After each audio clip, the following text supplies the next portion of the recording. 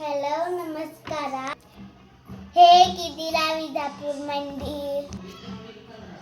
ನಾನು ಇವತ್ತಿನ ದಿವಸ 9 ಟೇಬಲ್ ಅನ್ನು ಸರಳವಾಗಿ ಬರೆಯುವುದನ್ನು ಹೇಳಿಕೊಡುತ್ತೇನೆ. ನೀವು ಬರೆದು ನೋಡಿ. ಫಸ್ಟ್ ಹಾಗಿದ್ರೆ ಬನ್ನಿ ಬರೆಯೋಣ.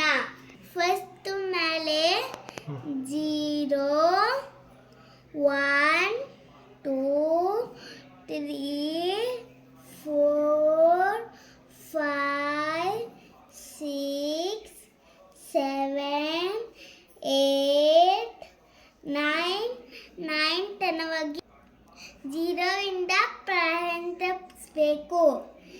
ಫಸ್ಟು ತಳಗೆ 0, ಆಮೇಲೆ 1 2 3 4 5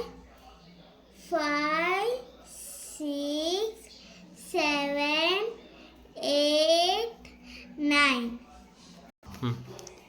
ಈಗ ನೀವು ಟ್ರೈ ಮಾಡಿ. ನಮಸ್ಕಾರಗಳು.